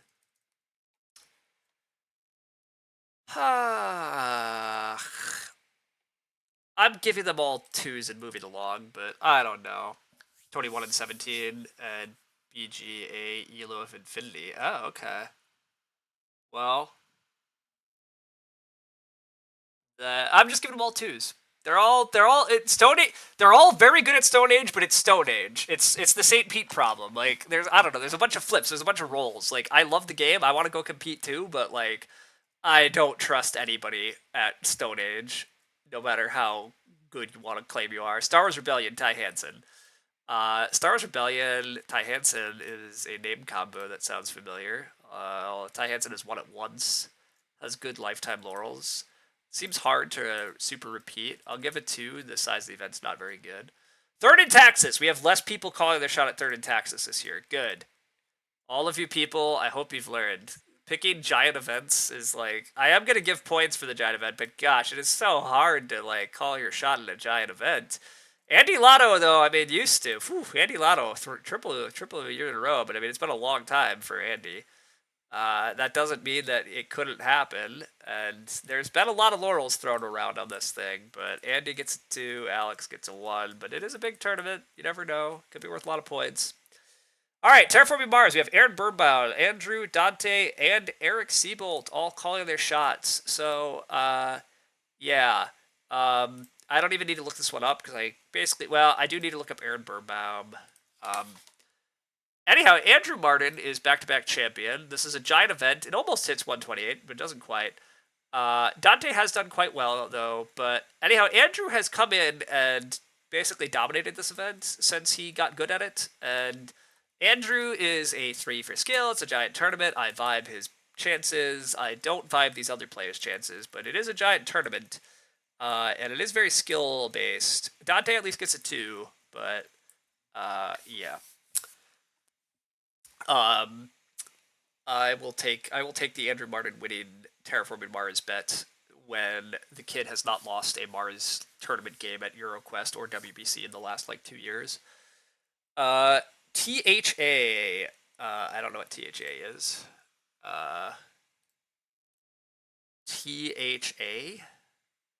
THA. Thunder Alley. Aha, racing game. Nice. David Wolf won last year. That is not a Larry Jex or a David Stifler. I don't see any indication to believe that stuff's happening there. What's the size of the event? The size is also not even size 32. That's just some ones. TNW for a bunch of people. TNW is the Napoleonic Wars? That's my guess. The Napoleonic Wars. Napoleonic Wars does pull pretty good size, actually. That part's good, but it is such a mix. Look at this, like, no repeat champs. Although John Emery and Bruce Young have a lot of laurels.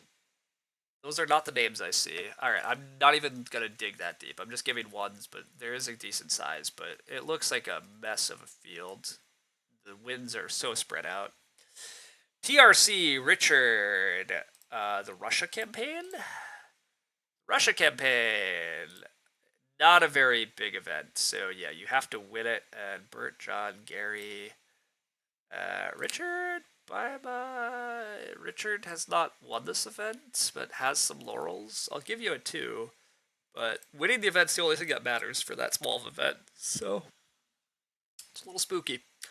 TT2, that's Titan 2, Aaron, yeah, Titan 2 player, Aaron. I believe Aaron kind of dominates Titan 2 player, but it's a pretty small event.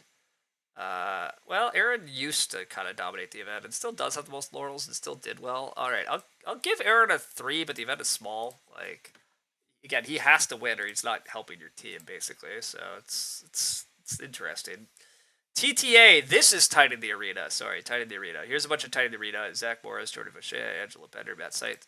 So the thing with Tight in the Arena is, can you actually consistently win Tight in the Arena? Like, it's a fun game.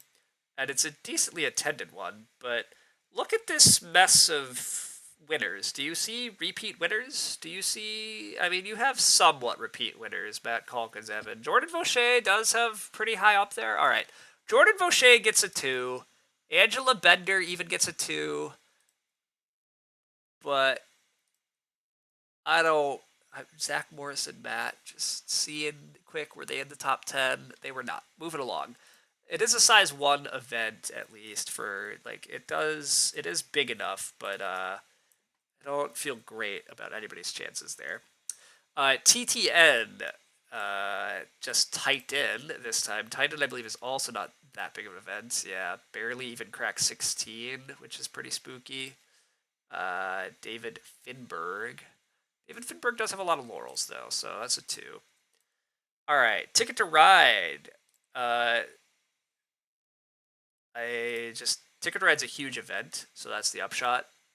But it's hard to consistently do well. I mean, Cliff Ackman, like, has a lot of laurels, but hard to consistently do well. So, big event, though. Never know.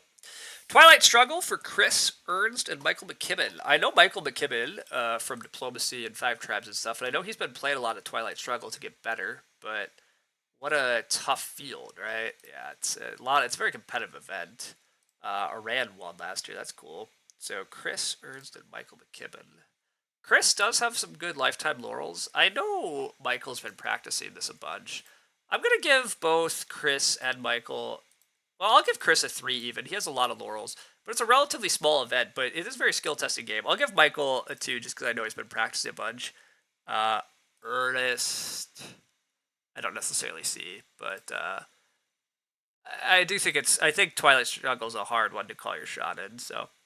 We have up front a bunch of Greenville Mafia all fighting each other up front. You gotta love the Greenville Mafia, and you gotta love them all fighting, like, everybody in the Greenville Mafia picking up front, and somebody's gonna be happy, presumably. But yeah, only 18 players do. Like, this is a small event. But John Emery looks like the best bet. John Emery, Bruce Young are the best bets. John Emery and Bruce Young, you're the best bets, but Andrew and Ralph, are you up in the top? Ralph is up in the top. Andrew Malley is up there enough. All right, you all get decent skill, but only one of you can actually be correct here, just for the record. So, V19. What the heck is V19? We're almost done with the games, which is exciting. I know I was sped through the back half a little bit. Versailles 1919. Relatively small event. Chris won recently. Chris Greenfield won recently. I'll give you a 2, but it's a small event. I mean, maybe I should give you a 3, but... Victory in the Pacific, Ed, Jim, and John. I feel like team members picking the same event should be negative vibe points since it lowers the cap. Well, to be clear... No team can pick the same... Like, you can't actually pick the same game if you're on the same team. The Greenville Mafia just enters, like, 5 teams because they have so many members. and they all enjoy that game. So like that's like that. To be clear, those 4 guys are on 4 different teams. None of them are on the same team. Uh, they're all different Greenville Mafia teams. They all have a subheader of what Mafia team they're on. Uh, but yeah, see, Greenville Mafia, Raziel, Michael, like they're all different. They're all different angels this time, apparently, or something. But that's what you thought. But okay, there are 4 Greenville teams. He's getting confused. Yeah. Just popped in to say that not only did Jonathan Naylor win ARC at WBC, he also won it or final tabled at WBSG BG also. Yes, he didn't win it at Jonathan, but he final tabled at WSBG. So yes, Jonathan got some high skill points. The Arc Nova is a mess this year. A lot of people called their shot, and I know you've been specking my games a bit, but yeah, like some of my friends and I have been practicing Arc Nova a bunch, trying to get competitive this year. So the field, I think it's going to be a harder tournament this year, but Jonathan does seem very good.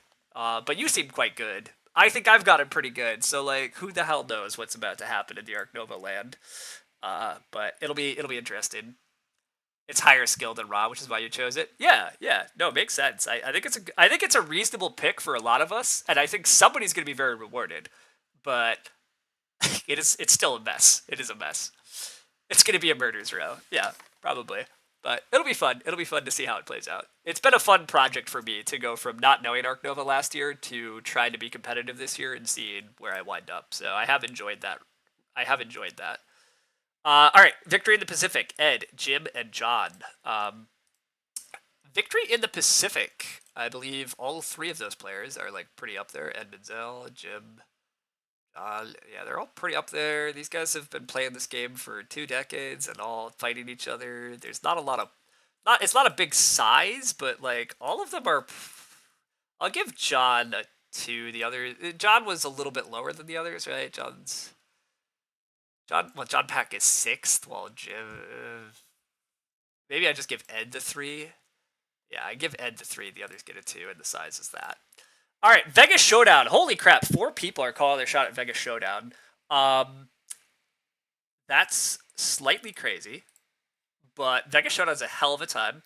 I think it's pretty hard to consistently do well. With that said, Matt Craig has fairly consistently done well. Some people, if you have, like, Vegas Showdown is also, like, just look at this list of names of, like, players. It is a tough field, and it is very tough to repeatedly win. Like, look at this. The winners list is just, like, constantly changing. I mean, Coltman has 2 wins, but... So, I mean, Coltman has 2 wins. Craig is the defending champ. I'll even give them 3s. They're very good at Vegas Showdown. Vegas Showdown's tough to, like, super skill express. I'll give them 3s.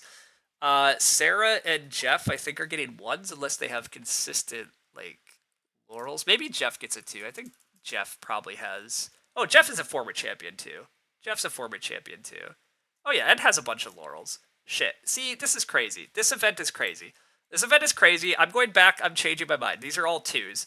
The size of the event is quite healthy, though. I do think Matt Craig is the best Vegas Showdown player. I'm going to vibe him, actually. I mean, defending your championship in Vegas Showdown is kind of crazy, but I do suspect Matt... Like, even though the stats don't super show it, I don't know. I consider Matt the best, but... I'm going to take the vibe point. But no, I haven't given enough vibe points. I'm giving a vibe. Too many people are there. Screw the vibe point. I don't know. I'm waffling. I'm taking it away. All right, Washington. Alan, Bob, and Bruce. When I say Washington, I think this is something about Washington, right? No, it's Warren C. See? Look at, I don't know. It is a size 34 event, so like it's barely stayed above 32, which I'm not going to give it a size point, but it's a little bit better than some of these. Alan, Bob, and Bruce. Bruce Moden is up there. Was that Bob Hamill? Yeah, Bob Hamill's up there, and Alan Applebaum. So they all have laurels, but again, this event like is pretty spread out. It's hard to repeat. I'll give all these guys 2s. Like, they all have a shot at winning it, but it's not... doesn't look great for anybody. Grant Ledoux at Wilderness War. I believe Grant Ledoux is quite good at Wilderness War. Also, I apologize if I'm saying people's names wrong during this entire stream, because I probably have. But yeah, I was going to say, I think Grant, like, has done pretty well at this event. Yeah. This is very consistent wins. So, like, Grant's been winning this a lot lately, but it's such a small event. So, I'm only going to give it 3, but, like, you could vibe that if you want to. War of the Ring, Jeremy Martin. He has won this recently. but I don't know if he's repeated. Oh, he has double won this recently. I'm gonna go 3 here also, but the size of the event, yeah, not great. But consistent winning is nice.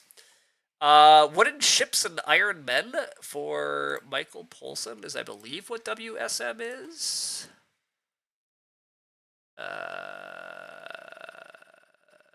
Yeah, Wooden Ships and Iron Men. And that was Michael Polson. He has some laurels in 2025. I'll give a 2, but the size of the event's not great. Lumen Sperling and Riley at Wingspan. Lumen is probably the best Wingspan player. However, winning Wingspan has proven very difficult to consistently prove. Although, play by email, Lumen does have almost the most lifetime laurels, despite not actually. I'm giving Lumen a 3 on the skill level. Like, I think he's the best Wingspan player, and it's a huge field. Like, there's a lot of possibility that goes well, but it is still hard to, in one game, prove it. Riley Gleaton, do you have laurels? Laurels. If you have laurels, you get a 2 here, but I don't see it. Yeah, no, don't see it. So gets a 1, but it's a huge event, so could go well. Coltman is really good at Vegas. I mean, Vegas Showdown is a mess, but yeah, maybe Coltman's better at Vegas Showdown than I'm giving credit for. I mean, Coltman is the only like 2-time champ, right? So like, or not the only, but one of the few 2-time champs. So like, maybe Coltman deserves more credit for Vegas Showdown, but Vegas Showdown is also just a murder's row of a field. So like, I hesitate to give anybody too much credit. WWR. Washington's War? This is Washington's War. No, this is No. Yes, WWR. Washington's War. All right, we're almost done. This is the last game page, and then we can actually talk about the teams. Dan Leader, Bill, and Michael. Dan Leader has just won, but James Payne does well. But Dan Leader is competitive here. It's a small event. Dan Leader's a multi-time recent champ. I'll go with 3, but then Bill and Michael. I don't. Bill's up here, 2024. Bill. All right, you get a 2, and then Michael Mitchell. I don't really. Oh, Michael Mitchell's relative up there. You get a 2 too, but yeah, it's a small event. I don't love any of that. So, all right, I don't think I gave out enough vibe points as discussed. There's very few vibe points I gave out, so I think we've learned a few things about my system that I should work on. I think the skill column's not the greatest, but whatever. We did what we did. So. We now get to look at the leaderboard, and we get to look at what we can predict.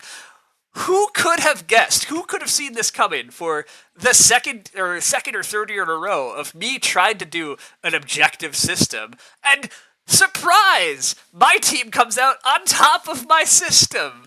Who could have imagined it? Yeah, it was unforeseeable and completely unpredictable. Could not have possibly guessed. But my system likes my own team. With me on Agricola, Andrew is a great bet at Terraforming Mars. Eric's a solid bet at Amon-Ra.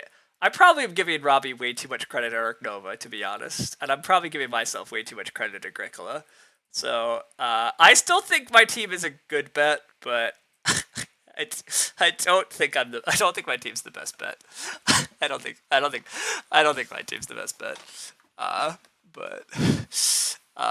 Anyhow, the Siegelmen are our defending champs. They come out at number 2. The Siegelmen did have to put Matt Craig in at Vegas Showdown, but I mean, yeah, Emmerich at Castle, Steve at Power Grid, Randy at Great Western Trail. I really like that they shifted things up. I mean, they had to drop Shadow because Shadow didn't pre-reg, and that was dumb, and that's annoying. But I really do like the Siegelman shifting up. I used to fade the Siegelman a little bit, but I think Randy switching off of Through the Ages is a really good play. I think Steve sliding into Power Grid's a really smart play. So I like their team a lot more than I used to. Sweat Hogs is also pretty high. I mean, this makes sense. Sweat Hogs is always a threat here.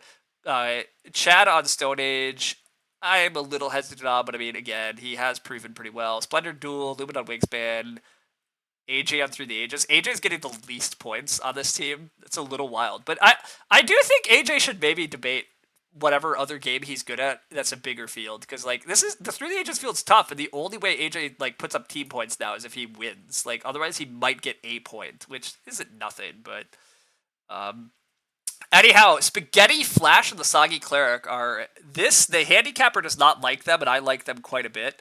That does not shock me. I mean, Jonathan at Arc Nova, I think, is like he's the defending champ. As pointed out, he did good at WSBG. Cliff at Brass is a good bet, and then like I mean, I'm probably giving a little too much credit to Azul as big, but like I don't know. I think this team is a legit threat.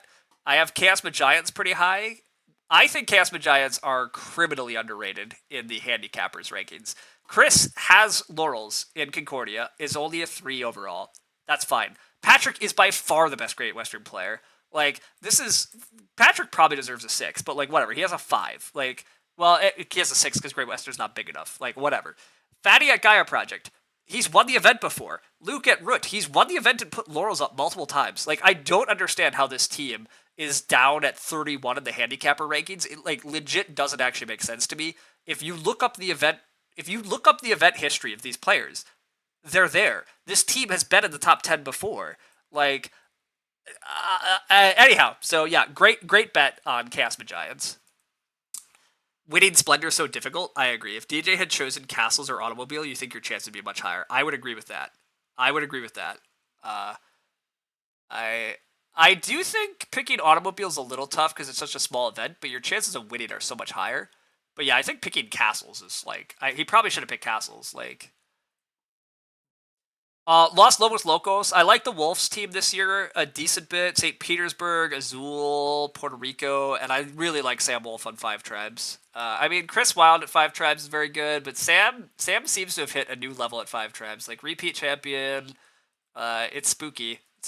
So that looks good. I like Princess and the Frogs, which is the Sicentes.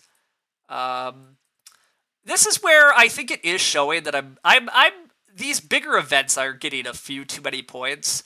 I might like 1.5 times the skill column and see what that outputs in just a sec. But I want to wrap this stream up real quick, to be honest. So I'm gonna try to end in like another 15 minutes. But I do like this team relatively. But yeah, I think I'm giving too much credit to big events this year. I think I'm not giving enough credit to likelihood to win events in this system. RoboDobby likes Felicia on Roots. But yeah, I mean, Castleman King Ludwig, this is mostly just because it's a big event, right? Or April must have some recent things. And Race for Galaxy, yeah, this is a little bit too much. Crocodile is mostly big event. This team I probably shouldn't. It does partly depend on your goal. If you're trying to pick the teams that are likely to unexpectedly make it, picking players that are like a decent shot at big games those are the teams that are going to sneak into the top 100. Because like if Steve wins Crocodile, that's enough to be in the top 100 right away. And the tiebreaker for team tournament is event size. So not only are big events getting you more points if you win them, but if you tie with other teams on team points, which is reasonably likely because there's so few team points, if you tie, the tiebreak's how many total people did your team contest. So there is a reason to value team size pretty highly in this. Or not team size, but event size pretty highly in this. But I think I've over-calibrated it this year, just looking at this list. But yeah, I like Mantis Strip a decent bit. I like the Midnight Society.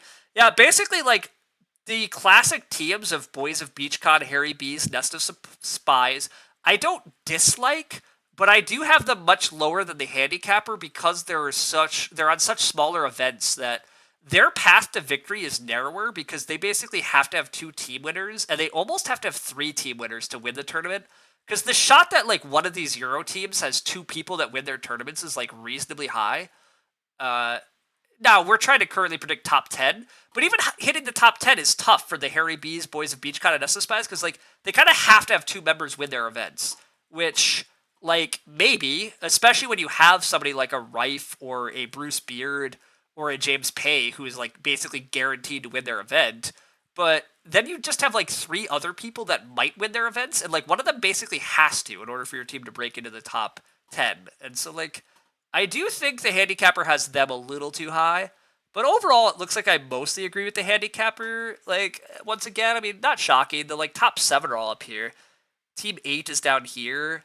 I do have Team 9 quite a bit lower. I don't like on Civil Servants much this year. Ace of Aces, Hannibal Rome versus Karcha, Star Wars Rebellion, and Advanced Civ. Yeah, I do think on Civil Servants is like quite a bit too high. Just looking at this, I mean, again, these are a bunch of decently small events, so like if you win them, kudos. But like you don't even have people that are that consistently winning their small events, so I don't think that team should be as high as I do think it's smart to drop that team quite a bit. And then yeah, I have a bunch of Greenville Mafia teams, etc. So yeah, interesting. I'm going to. That's also why you chose Arc Nova, big event with a lot of butt hours. Yeah, for sure. All right, I'm going to try real quick of what happens if I 1.5 times the score.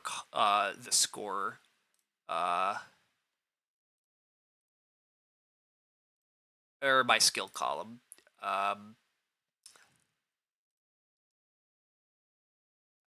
How am I gonna quickly do that? I actually don't know how I'm gonna quickly do that. Oh, I could just change my formula. That's probably the easiest.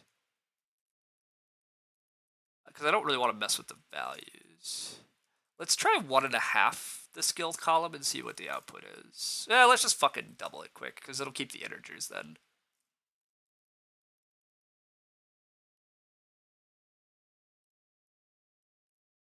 Alright. I'm curious what this is going to output. I think this is going to be a bit closer. I think I was overvaluing team size. I'm not sure I should double the skill column, but it's what I'm doing quick. So doubling the skill column quick. My new ratings no longer have my team the best. Update column D formula. Yeah, thanks. All right, I no longer have my team the best. My team's merely number 3. Merely.